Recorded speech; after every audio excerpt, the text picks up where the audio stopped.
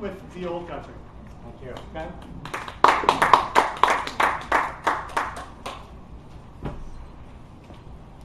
Have you ever wondered what it would be like to go back to the old country from where your ancestors came? Maybe some of you have done that. Maybe some of you can't figure out where you came from because you're from a mixed background. Maybe some of you don't even care. I was that type of person. I didn't care where my ancestors came from. And last year I had a chance to go back to the old country and I learned some profound lessons about myself and people that might be useful to you. But more about that a little later. The old country for me was Poland. But it was the old country. I was born in New York. My dad was born in New York. My mother was born in New York. I was a Yankees fan. My dad was a Yankees fan. We went to public schools. My parents went to public schools. We played in the streets. The old country, well, that was a country where my grandparents came from. When I was young, even when I was young, my grandparents were very old. They spoke with a foreign accent, and they moved old. They were from some place far, far away, Poland. And when I asked my grandfather, where are your brothers and sisters? He said, oh, they were killed in Poland by the Nazis, like all the Jews. And for me, that was old history. Poland, Nazis, Jews getting killed. That was far, far away. It had nothing to do with me. I was a New Yorker. My parents were New Yorkers. I was an American. So I was never interested in going to Poland. Plus, for a long time, Poland was under communist Russian rule, a domination, an unhappy place to visit. Last year, I had a conference in Warsaw, and I thought, well, okay, maybe this is an opportunity to see the old country, where my grandparents came from. And I wondered, well, would I be bored? Would I be fascinated? Would I be horrified? What would my feelings be? I've never been interested. What would happen when I got there? Maybe you wonder the same thing. If you went to the old country, you might wonder, what am I going to feel?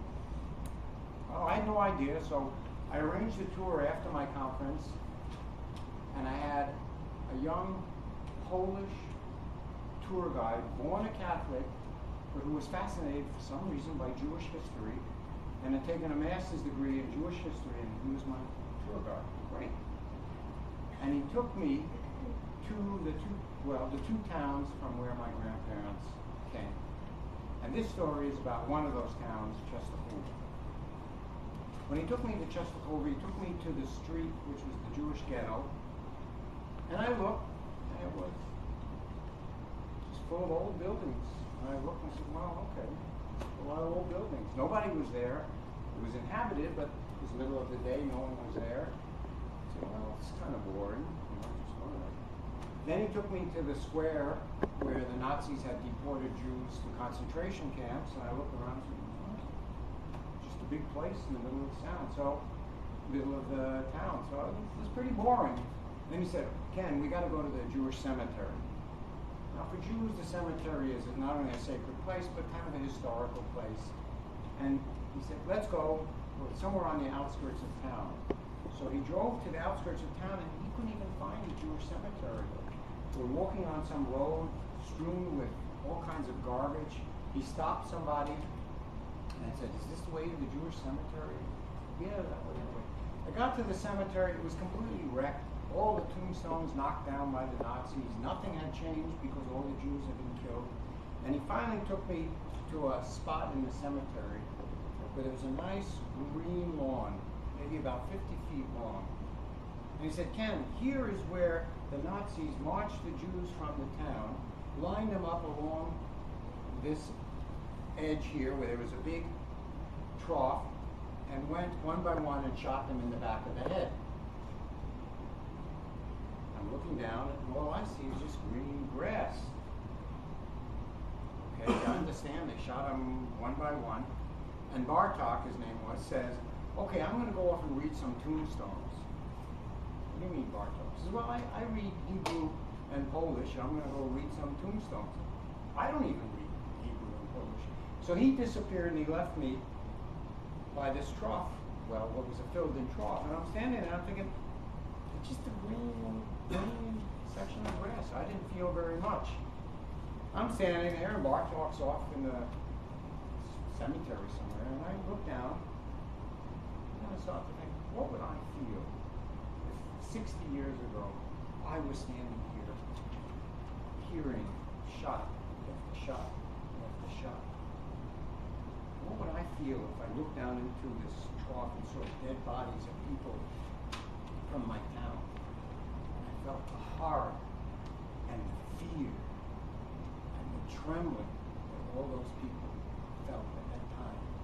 People who might have been related to me.